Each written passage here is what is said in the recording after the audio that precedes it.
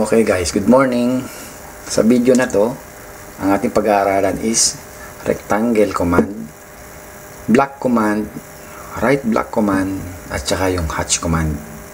After nung makagawa natin nung sinabi ko na yon, ipapaliwanag ko sa inyo kung anong kaibahan ng block saka right block.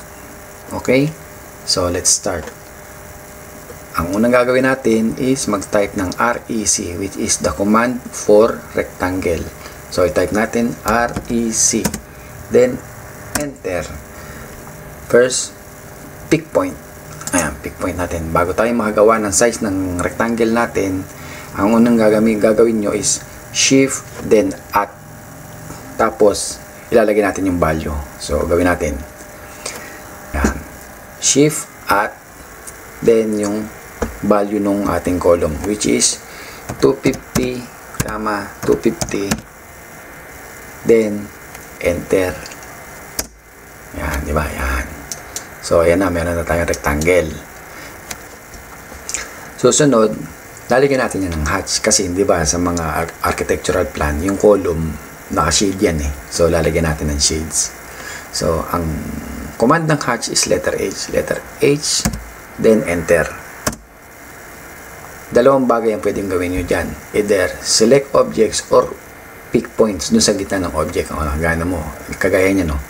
Hindi ko pa pinipick yung object. Nag-hatch na siya. Ibig sabihin, yung intention mo is i-pick yung loob niya. Which is, yun ang gagawin natin. So, ipipick ko yung loob ng column o ng rectangle. Pick. O, nag-highlight yung gilid niya. Ibig sabihin, na-hatch na siya. Para ma-close yung command, enter mo lang. Enter. Ayan na, may hatch ka na. So, kapag ka-minove mo yan, ayan, kasama siya, hindi ba? Pero pag i-minove mo yan at sa gitna mo ipinik, pag i-minove mo yan, naiiwan yung pinaka-guide niya. Ibig sabihin, yung pinaka-pattern na hatch, ang nakukuha lang. So, ando. Kaya, para hindi mangyari yan, kapag katuwing kokopya ka, o nag-move ka, hindi mo alam na yung hatch lang pala nakuha mo, pero yung pinaka-pattern, hindi mo nakuha. So, magkakaproblema ka. Para hindi mangyari yun, gawin natin, gumawa tayo ng block. Ang command for the block is B. B, then enter. Oh, ayan.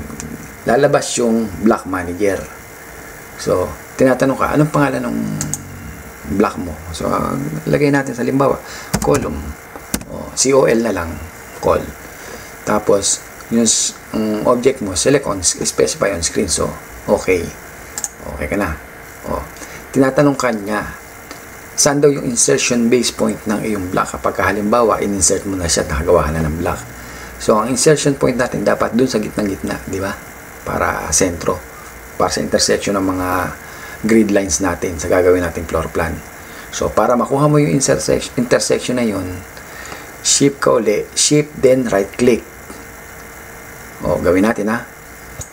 So, shift right click midpoint. O yan. In between 2 points yan. So, i-pick mo yung end point nito. Tapos, yung end point nito. Ayun na. Ibig sabihin, yung insertion mo doon na. Tapos, natanong ka niya, select objects daw. I-select mo lang. Tapos, para ma-terminate yung command, enter ka or kaya escape. Enter. Kaya, pag pinik mo yan, block na siya. Nakikita mo yung square na maliit na gitna.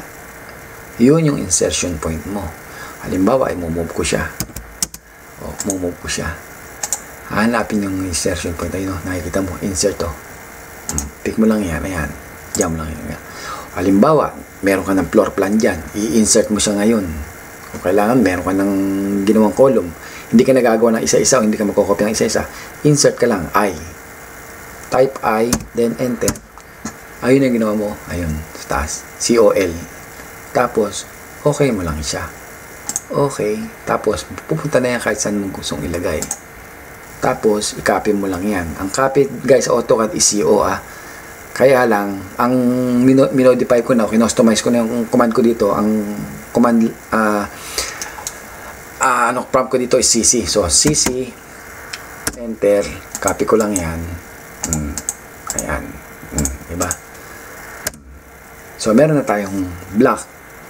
I-insert na natin sa column. Ngayon, Boss, sabi mo may binanggit ka kanina na meron pang isang klase ng block. Oo, ang block na yun is right block. So, yun naman ang gagawin natin. So, halimbawa, explode ko muna to. Explode, ayan. So, hindi na block yan. Ano na lang yan. Karaniwang drawing na lang yan. Kapag ka-erase mo itong isa, ayan, nawala na yung hatch mo. Kasi hindi na siya block eh. So, gagawin naman natin siyang right block. Halimbawa, gagawa ng right block. Ang command ng right block is W. Type W, then enter. W, enter. Ayan. Nakita mo yung right block manager niya. Iba dun sa block manager lang. Kasi ang right block manager is masasave mo sa separate folder. Hindi siya part ng drawing. So, i-pick mo lang to. Pick point ka. Kasi dun sa after mo ma-select yung object, saka ka lang hihinga ng pick dito. Hihinga ka muna ng pick point. Pick natin. Ang pick point niya is in between ulit. Halimbawa, ayaw mo sa in between. Gusto mo sa edge lang. So, dito lang natin i-pick yan. Pick. Tapos, tinatanong ka, select objects. Tinatanong ka kung i-retain mo na drawing yon. Ibig sabihin, pag insert mo yon, hindi block yon. So, kailangan block siya. Convert natin ng block. So, select objects. Select object. Right click. Tapos, bumalik ka na uli doon. Tapos, dito naman sa destination, tinatanong ka niya, ano ang pangalan na gagawin mo doon sa block mo? Tapos, saan mo ilalagay? Iyon ang kaibahan ng block sa right block. Kasi yung right block, may path siya. Meron siyang destination. Outside dun sa drawing na ginagawa mo. Ibig sabihin, nagiging separate file name siya. Nagiging separate drawing siya. So, halimbawa, dito, ibabrowse mo siya. Ayan. Lalabas dyan ngayon yung folder mo na desktop. Hanapin mo ngayon kung anong pangalan ng file name nung block na ginawa mo at kung saan mo siya gustong dalhin. Halimbawa, dito sa desktop na lang uli. Ang gusto kong COL-02. Ayan. Save. Tapos, yung unit natin is millimeter naman lagi. So, okay. So, i-click mo okay. Ayan na. So, ngayon, para natin malalaan na nagawa na natin yung block na yun. So, insert ka ulit. Insert. Ayan. Kung titingnan mo din may column 02. Pero, ang file name niyan, hindi na part ng drawing. Dito ka nasa sa browse ngayon. Sa browse, nakikita mo yung desktop. Ayun yung column 02 mo. Ayun. Tapos, i-open mo yan. Open. Then, okay. Tapos, redefine block. Mag-redefine ka. Redefine mo lang siya. Ayan. Okay mo yan. Pick point mo dito. Ayan, andyan na siya.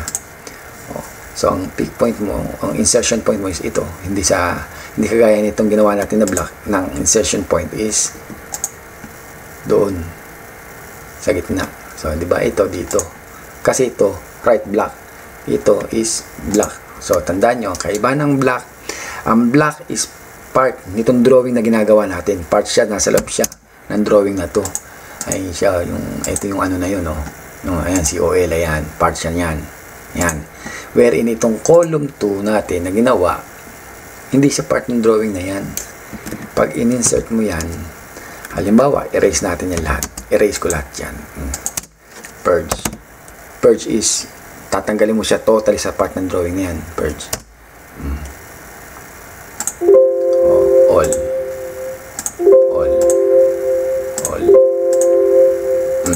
Ayan.